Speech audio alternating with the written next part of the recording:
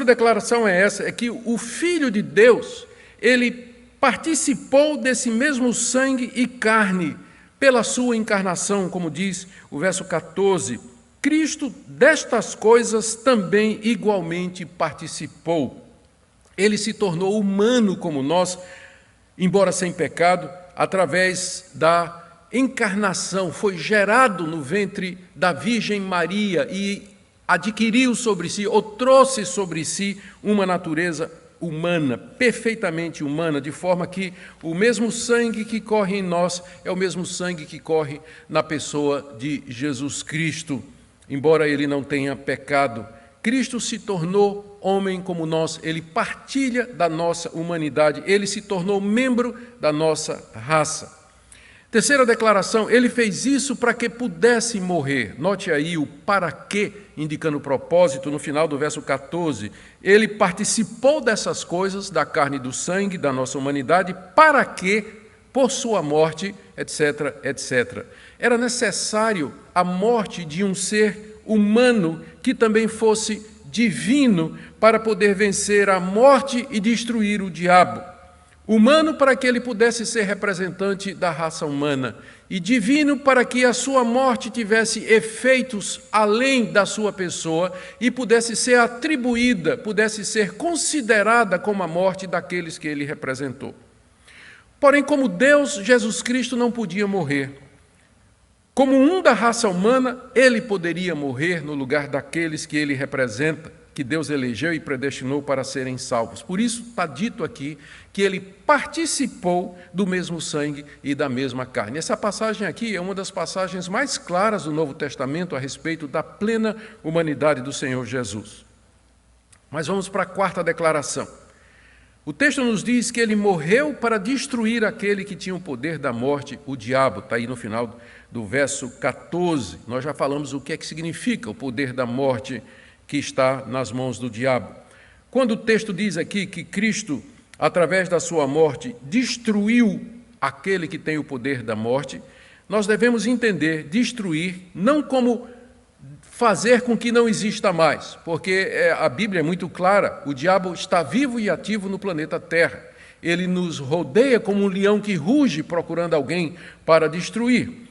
Mas destruir aqui significa derrotar, desabilitar, desarmar, limitar o seu poder. Cristo infligiu ao diabo lá na cruz do Calvário um golpe tal que o desabilitou, que o desarmou definitivamente. Isso significa que o diabo não terá a palavra final, que o poder da morte que ele tem não prevalecerá sobre os filhos de Deus, aqueles por quem Jesus Cristo morreu.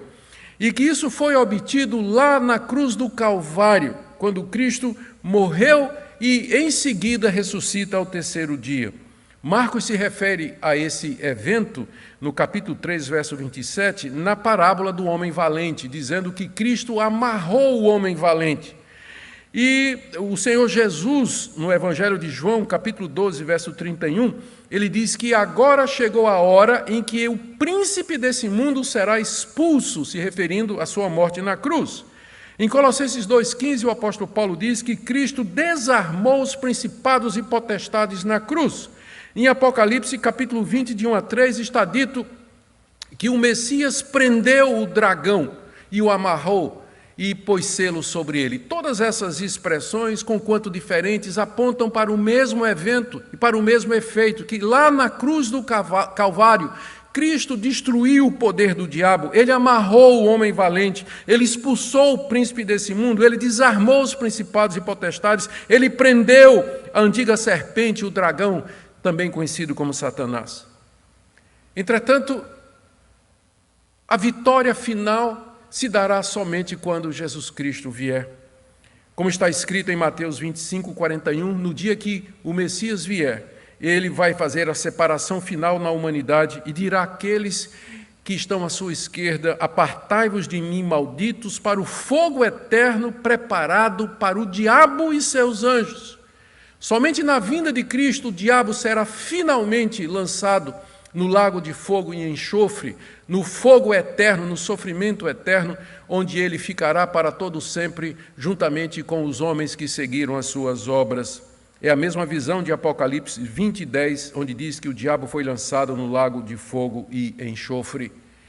Há uma ilustração bem conhecida que nos ajuda a entender bem esse ponto de que Cristo destruiu aquele que tem o poder da morte na cruz. Entretanto, a destruição final ainda não chegou, a vitória final ainda não chegou.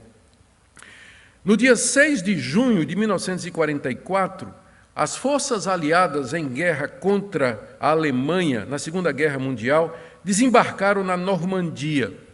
Aquele dia foi chamado de o dia D, o dia do desembarque, o dia em que as tropas aliadas, ao desembarcar e ao avançar Normandia adentro, eles infligiram um golpe terrível, tiveram uma vitória extraordinária com relação contra as forças nazistas.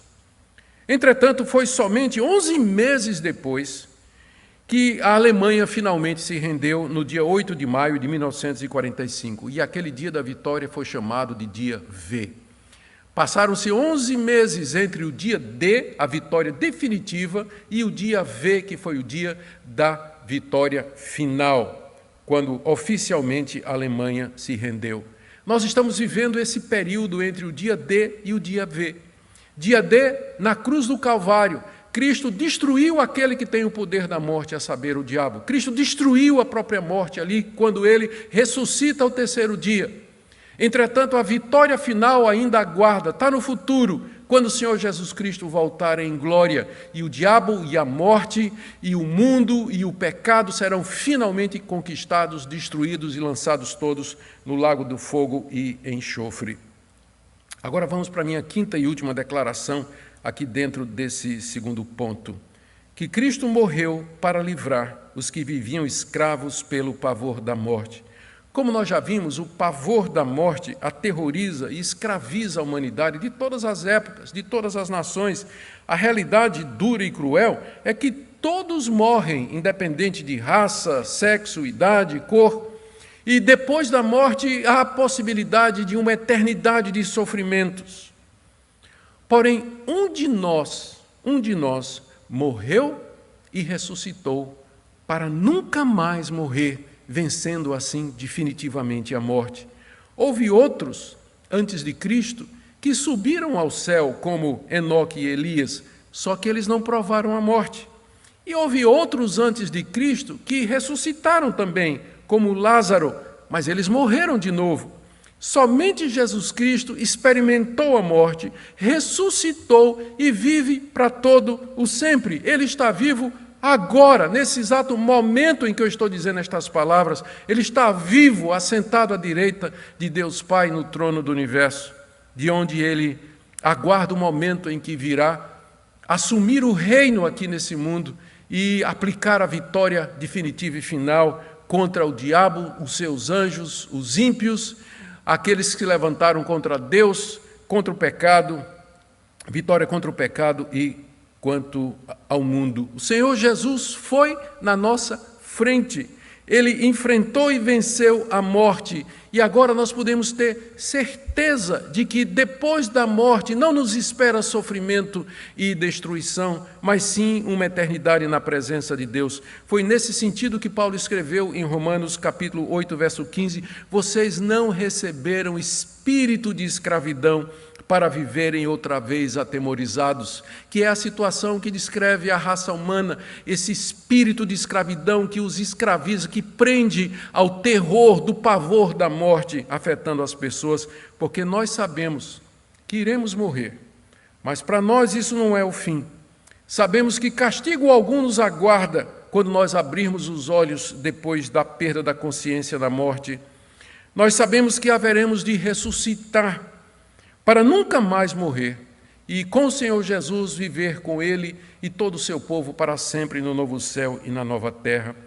Verdades que nós encontramos refletidas na boca de santos, de crentes bíblicos, como Davi, no Salmo 16, verso 10, não deixarás a minha alma na morte, ou como Paulo em Filipenses 1, de 21 a 23, para mim o viver é Cristo e o morrer é lucro, morrer é lucro. Tenho o desejo de partir e estar com Cristo, que é incomparavelmente melhor, inclusive a própria vida. E essa certeza que nos liberta aqui nesse mundo, não é verdade? Ter a convicção na hora de enfrentar a morte, de que depois dela nos aguarda o Senhor Jesus, a vida eterna e a paz sem fim. Isso faz com que nós enfrentemos a morte sem medo aqui nesse mundo. Isso faz com que nós nos desapeguemos das coisas desse mundo.